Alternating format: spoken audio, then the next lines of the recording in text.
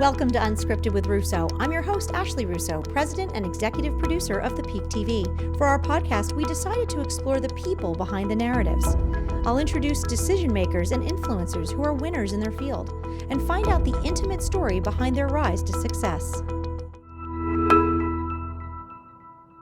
All right, everybody, welcome to another episode of Unscripted with Russo. I have a great guest today, my good friend Lynn Cunningham. He's the president and CEO of Lehigh Valley Economic Development Corp, which sounds very official, Don. It's a lot to say. It's a lot to really say. Is. It is. Yeah, LVEDC kind of rolls off the tongue. It does. But for those who may not know that acronym, you guys do a lot in this area. Tell me just a little bit about the LVEDC. Well, so it is a mouthful to say.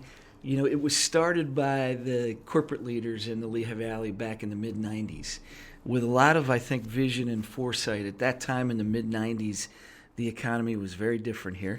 Yeah, Bethlehem Steel just closed. Well, it was was just closing. Closing. So things were changing pretty rapidly. You know, we're still feeling the effects of the Billy Joel song, Allentown, and the branding of the region wasn't real good. And it was a time when, heavy industry in America was going down, and it was kind of the Rust Belt story. And basically they said, look, we need to do two things. We need to act as a region. We need to rebrand ourselves as a region. Not just because Allentown, Bethlem, and Easton will never have enough resources to market themselves. So we can create a public-private partnership with corporate money and government money and tell the story of the region and try to rebuild the economy. So, now 20 plus years ahead, it really looks very visionary because the region has transformed incredibly from the economy of the mid-'90s. It is amazing. I mean, we were just, lucky enough to be at your annual meeting, and I couldn't believe some of the statistics and data that you guys have pulled about how this region has changed and where it's going. I think the thing that struck me, and probably because I have a lot of millennials on my team, was the 44% of the workforce here are millennials, which I think is awesome. Like, we're retaining this super dynamic group of young people to stay in this area, which I don't know that the Lehigh Valley has always been known for a big group of young people living here. It's amazing because as the father of three millennials and the stepfather of one, I've spent most of my life trying to get them out of the house and moving away. And then at work, I spent all this time trying to get them back, So, it's amazing. 44% of Lehigh Valley workforce, and actually as a percentage of the population in our cities, Bethlem and Easton, 30% of the population is 18 to 34-year-olds, which is higher than the city of Philadelphia. It's amazing. Pennsylvania That's amazing. is 22%. I mean, for people to think about that, higher than the city of Philadelphia. So we always think young people go to the cities. It would explain a lot to me why there's such a cool vibe in our cities right now. There's a lot of places to go eat, a lot of happy hours, a lot of music. I guess it's great that. When we kind of stumbled upon those stats, we said, wow, we've got something really working here. And Allentown's not far off. Allentown's about 28%. So Lehigh Valley and cities in general are running at the same pace as Philadelphia. That's awesome. And well ahead of where Pennsylvania is as a state at 22%. All right. Well, before you became the CEO and president of the Lehigh Valley Economic Development Corp, which again sounds so wonderful. First of all, we want to welcome you. A little Pinot Noir here, Unscripted. This is definitely like Kathy Lee and Hoda. We thank them for the inspiration. You are a Lehigh Valley boy. Yeah. So tell me a little bit about little Donnie Cunningham. Where were you born and raised? Yeah. I had a feeling you might have gone by a Donnie. I'm married to a Joey, so I understand. Yeah.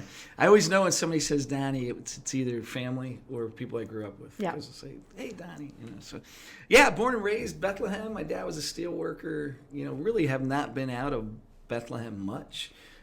Spent some time in Philadelphia, went to graduate school at Villanova, but otherwise, how many kids in your hometown. family? So my immediate family is only two. Okay. I just have one sister. My dad's one of six, and the Cunningham family was a large family in general. All lived on the west side of Bethlehem, basically between 6th Avenue and 10th Avenue, about 4 blocks of West Bethlehem. My great-grandmother lived across the street. My grandparents were a block down. Well, you couldn't go too far, right, without somebody knowing what you were up to? Exactly. Keep you on the straight and narrow? You could get lunch at your great-grandmother's. You get lunch at your grandmother's, and you couldn't drift far away. And I didn't really realize how cool that was until I got older and realized, well, not everybody grows up with their great-grandmother across the street and their grandparents a block down. It's a neat experience. It was a great way to grow up, but my family was very blue-collar, which is why that kind of arrangement worked in that time period. Everybody either worked for the steel company or they were tradesmen. My family had electrical contract, still has an electrical contracting business called Westside Electric. So they didn't venture far off of those avenues of West Bethlehem. Now that since has broken up as the economics have changed and kids have gone to college and you chase jobs and want a bigger house somewhere else. So, but it was a great way to grow up. What kind of kid were you? Describe to me what you were like say at when you can first remember school. Like what kind of student were you? What were you into in school? Little kid, like 7, 8 years old. Yeah. I mean, I guess everybody's an all right student at 7 or 8. As I got older, I got less to be such a good student. I'd say very active. I still have a hard time sitting still. Was involved in like every sport and every activity, and was probably more social and active than studious at that time. I mean, I think any particular sport? Something you really loved? Well, I grew up playing football and baseball, like really standard kind of American kid, blue collar town kind of kid stuff, football, baseball. I ended up running track in high school and college, and but I was just very active to this day. Yeah, keep you busy running around. Yeah, and saw the other side of it as a dad, with active kids and how good, but how crazy it is chasing kids around. I'm in it right now. Yeah. It's unbelievable. We're on a and it's harder for like you 9 guys. o'clock at night. It used to be more like all the stuff happened in your neighborhood. Yeah. Now it's like over. Travel teams and Absolutely. weekends away, and I think it's great, but it was kind of cool when everybody just played Little League and football up the street. Yeah, just go out down the block, pick up a few kids. Like go my to the sister's park. kids are younger, and they go to like weekend tournaments, and they're gone us too. for 3 days. Yeah, you kind of wish they just had a little more downtime. I know. But they're getting better training and coaching and exposure and all that. Well, and it's part of the hustle of It college, is. I guess, It is. too. It's the deal. Yeah. So anything that stands out about your family and your upbringing? I mean, that's sort of a unique experience. You didn't realize till you got older that you feel like was an influence for you in your adult life. When now you look back a little bit, or you see how you parented your children, or that you kind of took from your parents. Was there something special that stands out? Well, I think just that whole sense of family and community, right? So it kind of then permeated into my career. Was we grew up where the family was everything, the neighborhood was everything, the community was everything, which probably indirectly, not knowingly, but indirectly led me into what I did for a living, that your neighborhood mattered and your city mattered, your community mattered. But I was born to teenage parents, so my parents were fresh out of high school when I was born. They didn't go to college, and then we lost my mom when we were young, so I think there was more of a sense of urgency. My mom was 33 when she died. And, so that was, when I look back on it, it probably, I ran for mayor when I was 31, and people kind of were like, you're too young for this. And I was like, well, what's too young? Life is short. Life is right, short. that has such an impact on you. How old were you at the time? 13. Wow. Yeah. That's like a really formative 14, time in your life. 13, 14, just turned 14. Yeah. So it kind of, things I think have an impact on you in your psyche and your approach that you don't realize are having an impact. Absolutely. What's your best memory of your mom? My best, my mom was a musician. She Okay. was a pianist and a violinist, and she was in district orchestra when she was at Liberty High School. She actually graduated first in her class of 1,000 because that was before they were, Oh my gosh, that's quite an accomplishment. And did not go to college. You think about that. She was first in a class of 1,000 kids, but didn't go to college. Instead, got married, and her husband went to work in the steel times, mills, right? and this was 1964.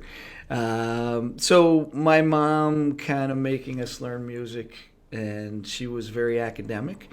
And so we always had a piano and an organ in the house, and I learned all my fundamentals of music from my mom, and also learned how to study from my mom. My dad was not a student. They were very much the opposites. So well, it's interesting because I always wondered. We can certainly jump ahead, but talk about Cunningham and Associates. You have a band. Yeah, I've had a You're band. a rock star on the side. Yeah, well, I've had a band. People say, because they think of me as having been in politics, and was had a band since junior high school. Like, the music was always my hobby. When did music go passion. from something that you were kind of forced to learn to something you knew you loved and felt passionate about? Because I know most kids start the piano lessons and it's like go practice. Correct. I mean, did you have that? And when did it flip? Yeah, I had it. Well, because my mom said, you have to learn this, you have to know it, and learn music, the fundamentals of music, learn it on the piano, 88 keys, the scales. And then I discovered guitar, in junior high and high school. And I was like, well, the piano was much cooler. Exactly. Like the guitar, you can get chicks. Yeah. The piano seemed like, nah. So guitar and rock and roll, junior high school. Started also to teach an awesome myself. time in music. Great in time musical in history. Yeah. You were growing up in one of the best. I was learning that stuff was fresh, Yeah. late 70s, early 80s, and that music of the 70s decade and the 80s was great if you liked rock, right? And the late 60s. So I taught myself guitar and then started playing in garage bands and that type of thing and played music in college. What was your first band? Did you have a name and who was in it? Do you remember? Cow, that's Can you remember funny. that? So we moved out of West Bethlehem. We moved to Bethlem Township into a neighborhood called Birchwood in Miller Heights. Okay. So the first band I had was a couple kids on the street. We called it the Birchwood Connection. So I forgot all about that. It was just whoever lived on the street, and we were awful, but we made up signs for the band, and then it kind of progressed. I think Thunderbolt was my big band in high school. I love it. Did you have any groupies? Anybody that followed you around or played a tambourine? My dad was so cool that we had an unfinished basement, so we were allowed to do the band in the basement. So it was basically like a party every night in junior high and high school. Great is so that? There were girls that came. That was the whole reason to play music. Really, can we stop and talk about the beauty of an unfinished basement? Because everybody wants to finish their basements, myself included. But I had an unfinished basement as a kid too. Yeah. And we used to roller skate and on the concrete floor, and I don't know, it was great. We had some sofas and things. But it was like having we didn't have a band though, so that's a much cooler basement. My mom was gone by then, so it was all of a sudden the mom is usually the kind of the regulator, keeps the rules in place, keeps a check on everybody. Yeah. Dads are kind of aloof. So I like the word regulator. Yeah. I was going to say enforcer, but I like regulator. I'm going to use that for myself. It's a heavily regulated environment when the mom's there. I've seen it then raising kids, and their mom knew everything they were doing and kept track of it. And I was kind of, when they'd sneak out at night, I'd just be asleep and wouldn't be aware until now they tell me later. That's funny. So the downstairs just became, for high school kids, became a place for everybody to hang out. So I thank my dad he wasn't a musician, but he allowed all that nonsense to go on. And what about your sister now? And put up with the music? My sister never ended up doing music. She had to learn piano, but then she never pursued that. Never pursued the music. So I was doing music a long time, and then it went on the shelf when I was starting my own family, but then it came back. I love it. And tell me a little bit about college. Where'd you go to college? How'd you make the decision? What was the path? So there's a funny story. I mean, first of all, to say your parents didn't go to college. Correct. So it's always a big thing when you make that decision, first generation changeover. Was it something you wanted to do? Was it something your dad encouraged? Was it something that the family sort of thought was unnecessary? What was the take? My dad was a steel worker, right? So his grandfather had been a steel worker. His dad was for a little while, but then he became an electrical tradesman, electrician. And my dad early on said, I want you to go to college, which sounds like nothing, but at the time he was one of six. Nobody in the family had ever gone to college. He didn't. His brothers and sisters hadn't gone to college. So it was kind of groundbreaking, and at the time I remember thinking, why do I have to go to college? You didn't, and you're doing fine, and Grandpa didn't, and all that kind of stuff. So my dad was the driver behind it, and he was right. At that time. What do you think was the driving force in him telling you that? Do you think he had a fundamental understanding that maybe it would give you options, or he just wanted you to do something he hadn't? I mean, have you ever talked to him about that? I think the driver he didn't want me to do what he did, right? So the part of the steel he worked in was called the ingot mold foundry, and they poured molten iron in to make the molds to make the ingots. So it was extremely hot. extremely dirty, was extremely dangerous. He used to come home with spark burns all over him because sparks would come up, and they wore protective clothing, but a spark would go down under the neck, and he'd have pock marks, and he just didn't want me to do what he did. And maybe he never said this to me, but maybe he thought I had the ability to do something more. But I can remember from a young age, he said, you're going to go to college. And then I actually never took it very seriously. It got to like junior year, and I always am kind of amazed now when people go on like 15 college visits and everything. So here's how it worked in my house. My dad said, you're going to go to college, which at some point I thought, oh, okay, well, I get to pick where I'm going to go. And I'm a young Irish Catholic boy, and I thought, well, LaSalle College in Philadelphia would be great, so I applied to LaSalle. For some reason, I was attracted to LaSalle. I got admitted. My dad looked at like what it cost, and he said, you're not going to LaSalle. And he said, I can't afford LaSalle. Yeah. So a buddy of his at the steel mill, had a kid who went to Shippensburg, and he said, go to that place because I can afford that place. So I applied to Shippensburg, never saw it, never went, didn't go to a visit, got accepted, and showed up on my first day at Shippensburg. Was the first time I saw it. Oh my gosh. The day you moved in?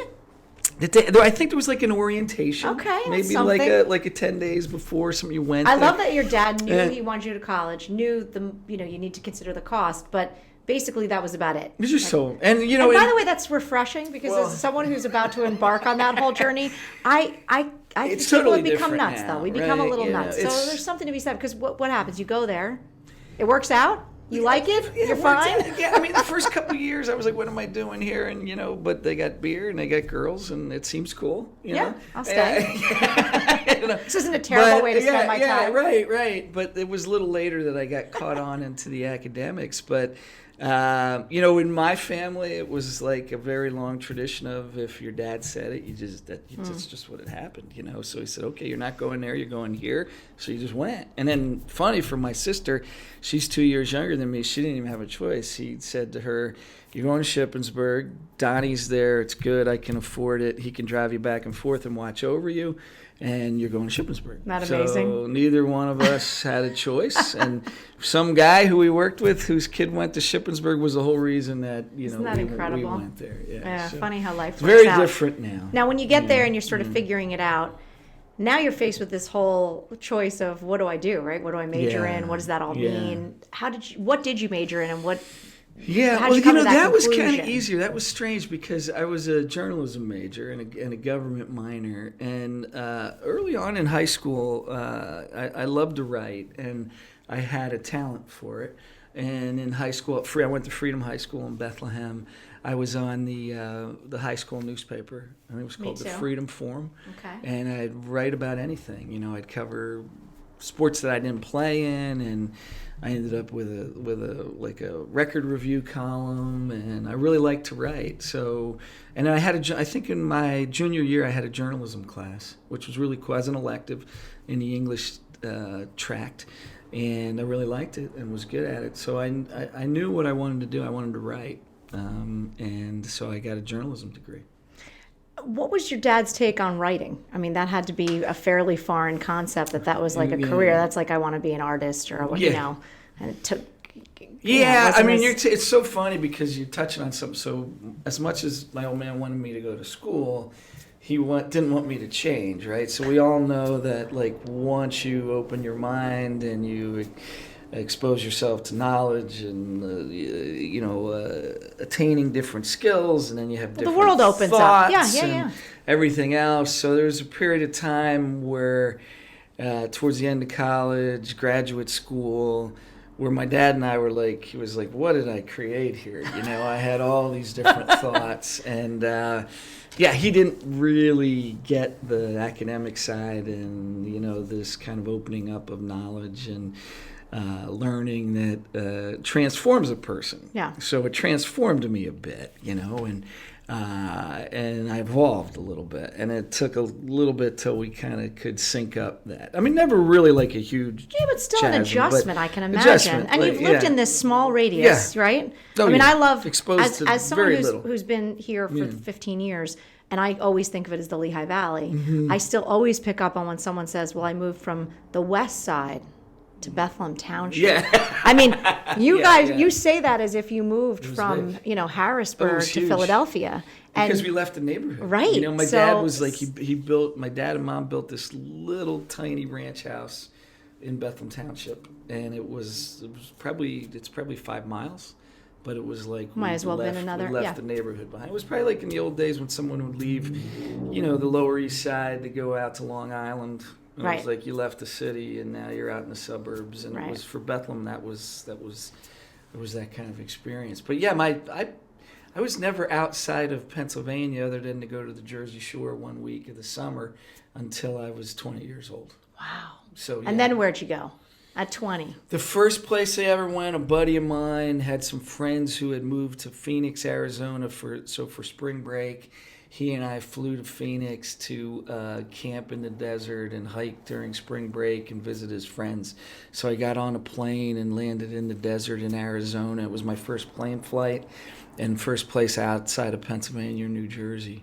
That's incredible. Yeah, and I still... Do you remember what it was like when you Yeah, I walked do out remember. there? I remember being a little scared on the plane, and then I just remembered, like, all of a sudden seeing this completely different landscape and the southwest of America and deserts, and it was like I landed on the moon. Yeah, you know? totally different. Yeah, and that was the only spring break I ever did, you know. I didn't do my dad would never have paid for or allowed for like the Fort Lauderdale. Back when I was young, people went to Fort Lauderdale and Daytona, and well, now they probably go to like Mexico or something. Well, true. Yeah. Or Europe. Yeah. Okay, so what kind of jobs did you have when you were in high school? What was your first job, or what were some of the jobs you had? Anything recognizable we'd still know? Yeah, well, I delivered, they probably don't do this anymore, but I delivered newspapers, you know, the whole way through from 7th grade to senior year. Now, you know, my brother had a paper route, but when he couldn't do it, it was on bike. You had to do it. My sister and I used to do it. It was great. I thought it was good fun, but I didn't have to do it all the time. I was the sub, so. Yeah, I did paper route for 6 years and earned all my kind of spending money in high school doing that. I worked at a pizza shop, but I played sports, so I didn't have a lot of time for like after school jobs because I played football, ran track, played baseball. So it was in the morning, get up at 4 o'clock in the morning, deliver the papers, and then come back. And then, you know, it was interesting because my mom was gone and my dad would leave for the steel mills at like 4 in the morning. So my job was to make sure that my sister and I were up and got breakfast and got to the bus. And then once I was 16 and could drive, I drove us both to school. That's great. Think about that level of responsibility, though, that is often lost, and kind of what you really took from that. I mean, that was just your life, so you did it. Yeah. But you know, you start raising your own kids, and you start getting to be an adult, and Yeah, you look back and sort of think, "Wow, that's pretty responsible." My dad was really good at, like, you know, in a very nice way because he's a wonderful guy and he was never mean, but he ruled, he maintained order, and we had to be responsible for our own stuff. I probably didn't do as good a job as a dad in translating all of that. I did not have the authority that my father had. It gets lost a little bit with each generation, I think, unfortunately. Yeah. Now, what about college? Did you have any summer jobs or internships? At what point do you start thinking about what the next steps are? Yeah, I always worked. I mean, you know, the idea of internships was foreign. I mean, I'd come home in the summer and I worked construction 2 years. I worked framing houses, and 1 year as a landscaper, and one year installing flooring, carpeting, and hardwood floors, and tile, and it was the construction trades. You know, That's pretty handy to have to learn all those things on a summer job. Yeah, my dad was always building things and fixing the house. He did everything himself. I mean, I grew up in the world where you never hired a guy to do it. You did it yourself. Yeah. You know, if you were going to fix up the basement, my dad framed the walls and put in the carpeting. And he had a side business installing flooring. So from the time I was a kid, I would go out with him on jobs. So he would make extra money that way. Of course, like, I haven't done any of that since then, because then once I got into professional work, I didn't have time to keep up on, like, listen, the trades, I want to make sure Lynn realizes, though, that you have these capabilities somewhere. They're there. They're buried down. In case she wants to retile a bathroom or something. Yeah, you know, I will tell you that my first real, like, kind of harrowing experience with the trades and construction, so it was my second summer framing houses, and there were a lot of new houses starting to go up in the 80s. as the first wave of Jersey started to move into the Lehigh Valley and the suburbs started to grow, and we'd frame houses. And one summer I was up we were on the third floor putting the rafters up, and they were coming up in trusses. So they were prefab trusses, and we were pulling them up, and I was up on the top, and the last truss got caught. And it went, and there were 3 of us on ladders and 3 of us on the roof, and all 6 of us tumbled down. Wow. And one guy landed and snapped off 2 of his fingers.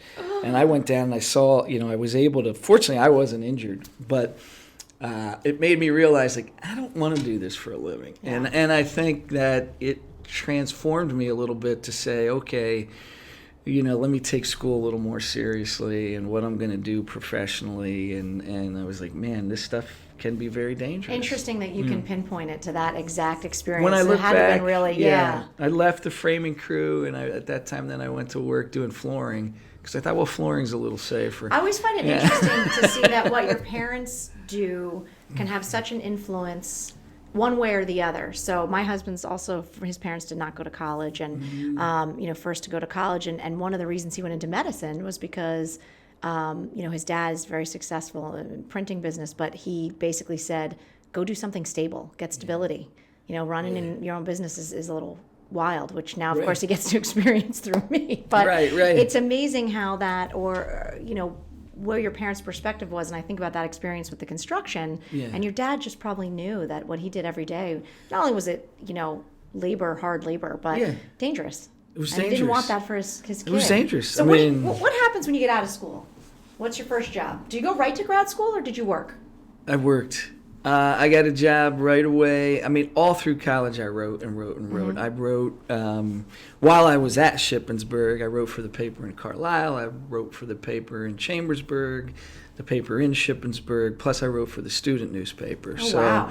Now, when I came home in the summer, it was all construction, earn money, because my dad said, you got to earn money. I wasn't interning, but during school, I was just working. All the time. So I came out with, and as you know, I mean, writing is you can only teach so much. You have to do it and do it and do it. And newspaper reporting and journalism, there's probably 5 or 6 classes you need to take, whether it's ethics or comm law or basic, reporting skills.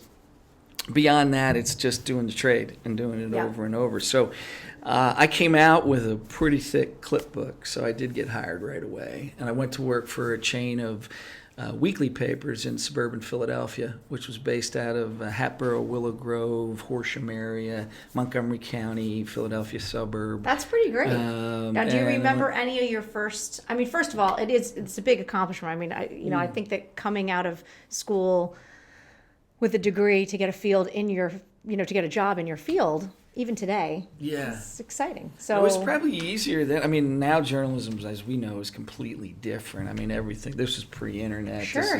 No. Everything was print-based, and there were more jobs than there are today for writers. That first month or so, writing down for a Philly paper, you're out of school. Anything that stood out? Any stories or first experiences in that first job, or anything you took with you? I mean, the 2 things I would say, and one in general is, as every new reporter, you get thrown into municipal government, right? Going to the night meetings. But that was my first exposure to the local government process. And while I don't remember any one specific thing, it had an effect. I liked it. It was like people would say, I got to go to the night meeting. I'm like, this is fascinating to me. I'd go down to Lower Moreland Township, and they'd be talking about the development project and the drainage swales. And I was like, I found myself really interested in the machinations of how that came together. But I also loved profile feature writing. And I remember the one story because I've since had contact with the editor I worked for in later years after I was long gone. But she sent me out to do a profile on a guy who was turning 100. And he lived in a nursing home down there in Willow Grove. And I went and I came back and I must have filed. They used to measure story lengths in column inches. Now they do it in words. But I filed a 40-column inch profile on this guy who could hardly talk. And she said, I don't know how you could go out, interview a guy who said 5 sentences and come back and file 40 inches. I talked to the family and I did it a thing about his whole life. And I liked talking to people Yeah. and profiling people and their stories and their lives were. So, I came to this conclusion that everybody's got a story. Like everybody's interesting in some way. And that is exactly what I love about this field. Exactly what resonated with me in high school and college was just this concept that, you mean I could do a job where I just get to talk to people about their lives? And my mother always says it's a great job for a nosy kid who asked a lot of questions. And it really is the truth. Yeah. But you're very good at it. Oh, thanks. So are you. I really, it's just interesting. I think that everybody has something in their lives and their experience that they can lend to someone else. Everybody does. And they really do. And people discount that sometimes. And everybody's favorite subject is themselves. Right. Well, it's easy to talk about yourself. That's funny. So you progressed through your career. When do you decide to go back to grad school and why? I kind of knew as soon as I became a reporter. At that time, I wanted to be, Bob Woodward, Carl Bernstein. I think every young reporter wanted to be an investigative reporter and do research. And I thought the best pathway to advance myself in journalism was to become a specialist in something. So not long after I went to Villanova for graduate school in political science. Not because I wanted to be a practitioner of government, because I wanted to cover and write about government. Okay, so to learn a little bit more. But it's interesting that you really were struck by that, those municipality type meetings, because again, it is sort of the thing in journalism. That everybody rolls their eyes. And says, I liked how it, when I look back on it, I was interested in how it all came together. Yeah. I like that too. I think that one of the things that's neat about being a journalist is you do get to see behind the curtain of a lot of things and the way things work. And as somebody who had used your hands and built things and learned, it's sort of the building blocks of our society in a lot of ways. Yeah, and I was curious and I was learning. I mean, I kind of led a sheltered life. I mean, look, I didn't barely left the state till I was graduating college. So, worlds were opening up. I don't want to fast forward too much, because I'm sure a lot happened in between. Yeah. But we should mention, of course, that you were the mayor of Bethlehem. Yeah. So how do we go from a journalist, you get your grad school degree, you're poli-sci, you're sort of interested in government, you're writing about government. When does that come into play? It's not that many years later, right? I mean, you're in your 30s. Correct. Yeah. I mean, so when I was in graduate school at Villanova, I took a job with the Philadelphia Inquirer. I left the weekly paper. I was fortunate that they hired me to write in the Suburban Bureau. So I was writing in the Montgomery County Suburban Bureau of the Philadelphia Inquirer, finished graduate school at Villanova, and much like my parents, I mean, I got married, for them, they got married right out of high school. I got married right out of college. I met my future wife at Shippensburg. Okay. We dated 2 years, and the process I knew was, okay, you date, you get done with school, and you get married. So I got married, and while I was in graduate school, my first child. So I was 24, married with a child, right? So got married at 22. Bridget, my daughter, was born I was 24. Finished graduate school, and my career was journalism. So, and I had an opportunity to come back home. The Bethlem Globe-Times, which doesn't exist anymore, which was the family-owned weekly daily paper in Bethlehem, was hiring reporters. And I thought, well, this is cool. I can go back to Bethlem. And so I came back here, and this is the setup, because then when I came back, of course, they throw you in the local government, right? So I was covering Bethlehem city government in around the area.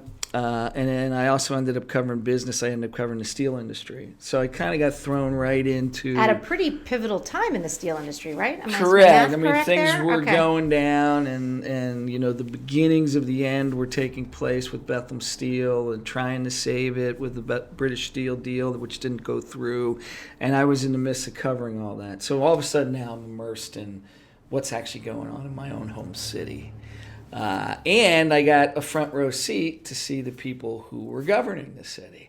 And, I kind of came to the conclusion of two things. They were great folks, but they were out of touch with what was occurring. I felt my brash young version of myself was, wow, these are just regular people who go to these meetings and who are on the city council. And then I'm what today would be I'm the millennial of my era, thinking...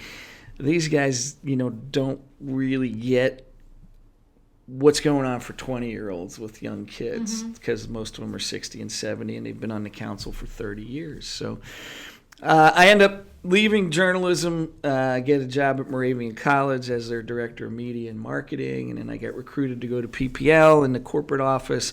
So at that time, I'm in corporate communications in the headquarters at PPL. I didn't know about that chapter. And I decided to run for city council, which is part-time, and because now I'm not in journalism, I can run. So literally I had the idea of running within about a year's time. People say, did you always know you wanted to run? I'm like, no, not at all. I wanted to cover it. I wanted to write about it. I wanted to understand it.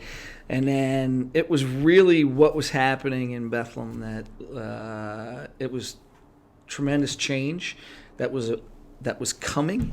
And for some reason I felt compelled to get involved myself, so I walked around and knocked on doors and ran for city council, which was, I'd had nobody in my family had been in politics. I didn't know anybody in politics. I didn't have the support of anybody in politics.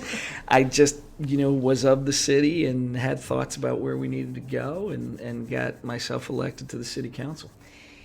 When you think about that decision, and it probably wasn't, conscious at the time. 28 or 29. Right, you've got little kids. Yeah.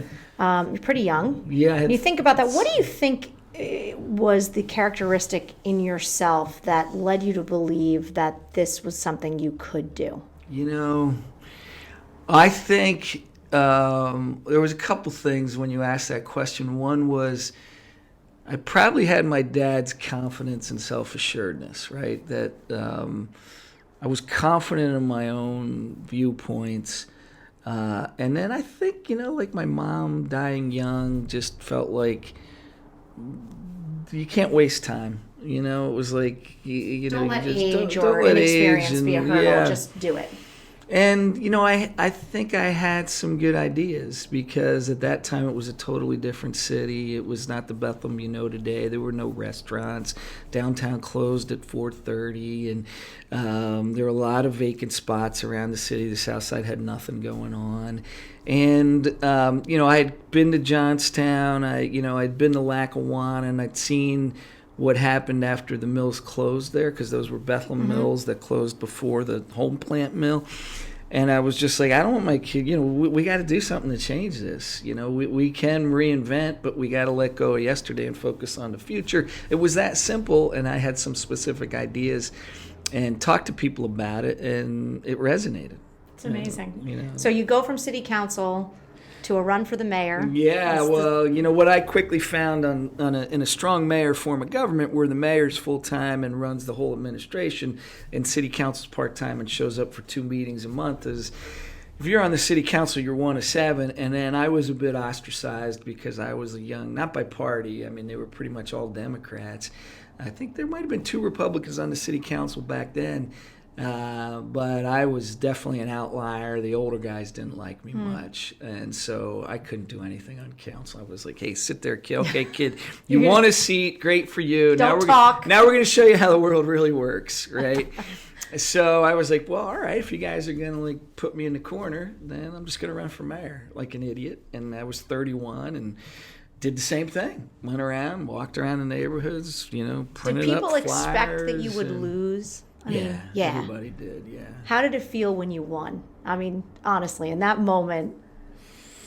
Yeah, I mean, I will tell you. Were you excited? Were you scared? No, I was excited. I was scared. But, one thing that we had done, and I had a bunch of other young guys, and actually some of the older guys, some of the old steel workers who were my dad's friends, we had this strange coalition of non-political people who kind of saw that the city needed to evolve and change, right? And we went through a long process of saying exactly what we wanted to do. Well, here's what's going to happen. The steel's going to close. We know that's going to occur. Here's how we need to redevelop the land. We spent so much time on the ideas part of it and the program that when I did win, it was like, okay, now we just work the plan, And it was that naivete, though, of You Not don't always know. as You easy. don't know what you don't know when you're 31. The advantage is you don't know what you're throwing yourself into and how hard it's actually going to be. Sort of nice though. It's a little of that ignorance is bliss because you Yeah. just forge ahead. You and only get to be you have- ignorant a couple times in Yeah. your life, and it's kind of wonderful. Yeah. You know? Agreed. But I wasn't nervous because I felt like I'd spent 3 years talking about what was going to occur and what we needed to do. Preparing. So I felt like I had a plan. Tell me what you are most proud of as a mayor, and also what the best lesson is that you learned. Well, what I'm most proud of is, and obviously, look, things happen through lots of people, the business community, the education community, the neighborhoods, but it was a pivotal time.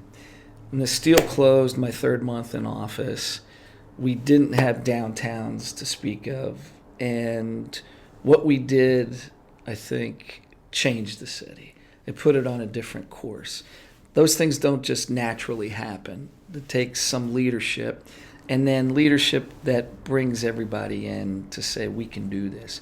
And when I drive down the street, and look, this is a city I was born and raised in, my parents were born and raised in, my kids, and it's a desirable place, you know?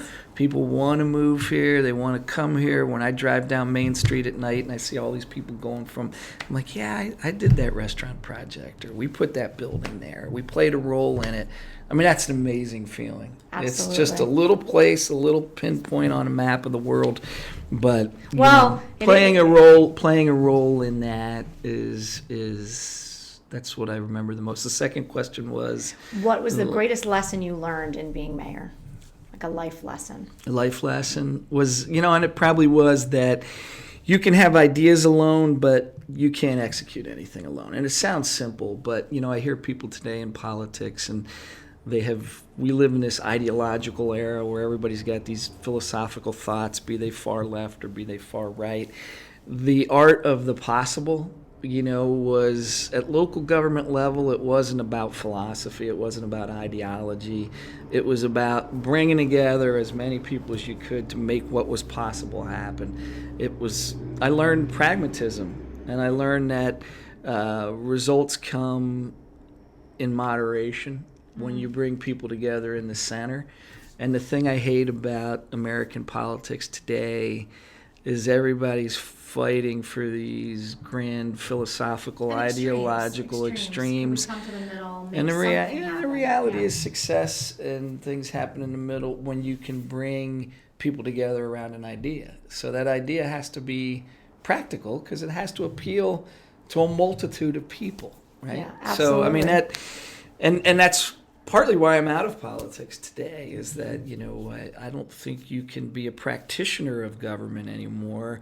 You're just a philosophical debater trying to get a win for your team, and that wasn't my Interestingly, experience. though, you to come full circles, we started talking about LVEDC. You're now in a role where, in a lot of ways, you're doing exactly that. You're just bringing people together. I don't want to say just, because it's a monstrous task, but you have a huge team. It's it's incredible great work. Because I would say, well, people have asked me, well, what makes a successful mayor? It's really like just being like an orchestra conductor. If you have an orchestra and you have your brass and your percussion and your woodwinds, and you want to get everybody kind of playing off the same sheet of music, and if you can do that, it's going to sound really good. If everybody's off on their own, it's going to sound horrible, right? So, and it's a little the same with LVDC. I mean, our job is to find a pathway to get things done. Whether we're working with the local government on zoning and planning, or working with the state government to try to get access to capital for a project that we know is good for the region. You've kind of got to try and to... working everything from the workforce, the educational system, and what's in place for people to support that workforce. It's pretty... It's cool. You guys are a little bit the hub of the wheel, and the growth in this area has been incredible. It's really good to be in the middle of it, and when times are good and things are rolling, it's really fun. I mean, I always tell the folks that are younger than me at my office, I spent a lot of time when in Bethlem in the beginning, we were excited if a CVS was coming in or a Perkins was coming in. We never envisioned the days of, bringing a company with 800 employees or, a new, it's changed, and I'm always afraid that, okay, what's around the corner? We're going to go back to the days where we're scraping and crawling. I mean, I was trying to get developers interested in Bethlem in the late 90s that nobody wanted to develop in the cities. And it's only 20 years forward, and everybody's fighting over land now. Everybody's trying to get a parcel of land because everybody wants to do a project on the site, which is great. And it's changing like weekly. I mean, you can go downtown, and especially the South Side right now is just incredible. Well, I don't want to let you go before we talk a little bit about your family. So tell me about your beautiful wife, Lynn, who just retired from the chamber. She was just a major leader in the chamber for the last, 13 years or 15 years? Yeah. I mean, Lynn, if people know Lynn Cunningham, she's an amazing dynamo of a person. We've been fortunate because we've done basically the same type of work. She's worked at the parking authority. She went on to the chamber, and she's also born and raised in Bethlem from a family of 7 people, lives and breathes Bethlem. Same for me. So our passions and our work have lined up, and she's really cool and funny. The collective energy between the two of you is unbelievable. I mean, both of you light up a room. Both of you are the type of people that when everybody sees you, you derive energy from you guys. So what do you think is sort of the secret to your happiness and your marriage? You've got 4 kids between you. Yeah, and look, second marriage for both. I'm really lucky because I say, I've been married to 2 great women, and my first marriage to Laura, who's still here in Bethlehem and does a lot of work, and I've had a great relationship with her since, the day we split apart, and we talk, every couple days because we have kids together, and she's still part of the family. I love to hear that because I have parents that are divorced like that, and it's just such a great thing for the kids and eventually for grandkids and everything else. It's such a nice thing when people can kind of work out their differences and live their lives. So it's nice to hear. It's managed to work, and but Lynn I met later in life when, Laura and I met at 19 and we're married by 22. So you don't really know who you are and what you're going to become and what your interests and passions really are because you're in that same spot of college where everybody's the same. But Lynn and I meeting later, we met around our shared passions and viewpoint and love of Bethlehem and family and community, and we kind of came from the same. I mean, we literally grew up a mile from each other. We didn't know each other, but we grew up a mile from each other, so there was just this kind of synergy and energy around. Kind of cool to both be moving the needle in the area together, and yet with different entities in different ways, but it's interesting how you've kind of had this synergy of impact in the area. I don't know if you look at it that way, but I think as outsiders, looking in and lucky enough to know you both, that's sort of how it seems. Well, so it's cool. It's just been our lives, and I always say to people, I just never left. I'm a homer, I don't have great international experiences. I've never been wealthy, never will be wealthy, but I feel like where it all started was family, neighborhood, community, and for better or worse, both she and I have just never left here. And we still love the community and the city and family. And what about your kids? And the kids are great. They're now, as I said at the outset, I'm working to get them back. So my 3 kids, my oldest is 28. My daughter Bridget's a school teacher in Philadelphia. She went to Temple University, stayed in Philadelphia, got married, and but is home a lot on the weekends because it's Philadelphia.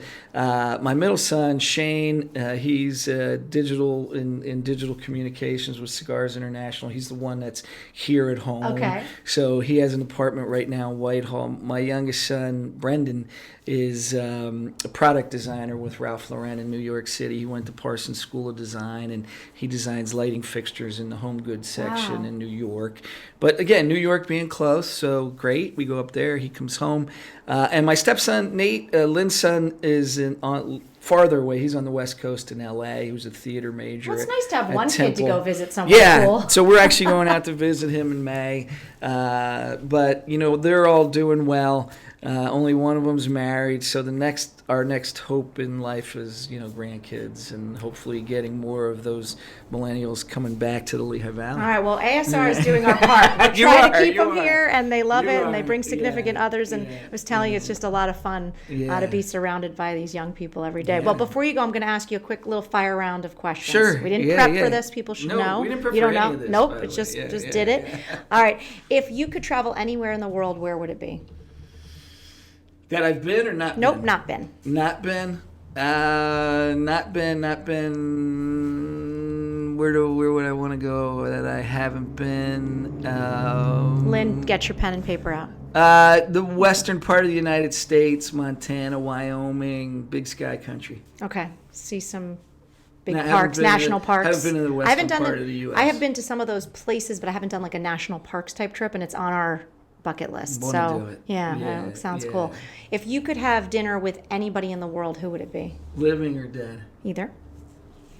You can pick a few people if you want. Well, my love of music. I mean, I'd love to have dinner with Bruce Springsteen, maybe Mick Jagger. I feel Keith like that. Richards. I feel like those are things that could happen still. Yeah. Is anyone listening? Yeah, I'm hoping. Tag Bruce them in Springsteen, social media. Mick Let's see what Jagger, happens. Keith Richards. Funny politics. I mean, I don't want to sound immodest, but like I've met a lot of the national political figures. So while I might not have had dinner one-on-one with them, I've been in the White House with presidents and that type of thing. So, dead. My hero of heroes was Abraham Lincoln. If somehow through some telepathy I could talk to Abraham Lincoln, I'd love to do that. If you could have one final meal, what would that meal be? What is your absolute favorite thing to eat? Wow. It was like a death row thing. A little bit, last meal. Yeah. It's a hard one, right? Well, first thing that pops into my head is pretty much anything Lynn cooks. Lynn is an unbelievable cook, and I'm so happy when we can eat at home and not go to a restaurant. Isn't that nice? Just to have true. that time. It's amazing how as you get it only older happens too, you about appreciate two nights out of the week, but when she has time to cook and we don't have somewhere we have to be, that's the best. Well, I think that is the perfect ending because it all goes back to home for you. I think it started here. Clearly you've got this wonderful home and place here with your wife and kids and life now. So we're so grateful for all that you do for this community, Don. And the EDC does so much great work, and the growth is incredible. It's really been fun to watch and fun to make my home and life here too. Thanks. So thank you. I've been lucky the jobs I've had in the career. So thanks. Good. Well, thanks for being here, Don. Thank you guys for listening. This is Unscripted with Russo.